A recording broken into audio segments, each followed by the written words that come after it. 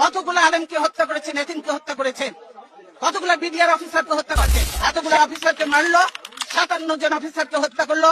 সেদিন হাসিনার এই ফোর্স কোথায় ছিল? কেন সে ফোর্স পাঠায় নাই? আসলে তো সে নিজেই জড়িত ছিল এই হত্যাকাণ্ডে।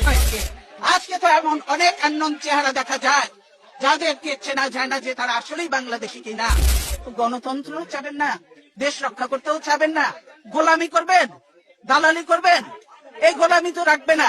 লিন্দুক দর্জির ইতিহাসটা পড়ে দেখেন, সেও কিন্তু টেকে নাই বেশি দিন, তাকেও বিদায় নিয়েছে এত দালালি করে, দেশ বিক্রি করে।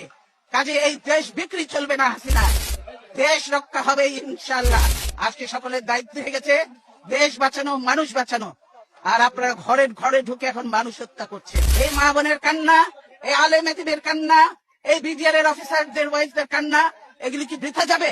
এগুলি কোনোদিনও বৃথা যাবে না। আজকে যারা এই জুলুম নির্যাতন করছেন তাদেরকে এদের মতো একদিন চোখের পানি ফেলতে ফেলতে, বুঝতে বুঝতে তারা চোখ অন্ধ হয়ে যাবে।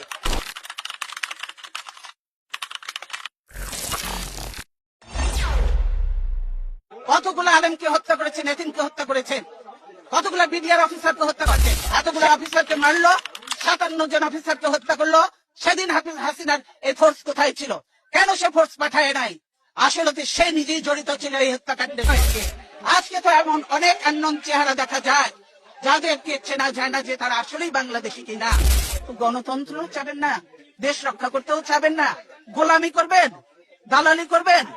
এই গোলামি তো রাখবে না। লিন্দুক দর্জির ইতিহাসটা পড়ে দেখেন, সেও কিন্তু টেকে নাই বেশি দিন, তাকেও বিদায় নিয়েছে এত দালালি করে, দেশ বিক্রি করে। কাজে এই দেশ বিক্রি চলবে না হাসিনা, দেশ রক্ষা হবে ইনশাআল্লাহ। আজকে সকলের দায়িত্ব হয়ে গেছে দেশ বাঁচানো, মানুষ বাঁচানো। আর আপনারা ঘরে ঘরে ঢুকে এখন মানুষ হত্যা করছে। এই মা বোনের কান্না, এই আলেম এতিমের কান্না, এই বিডিআর এর অফিসারদের ওয়াইফদের কান্না, এগুলি কি বৃথা যাবে?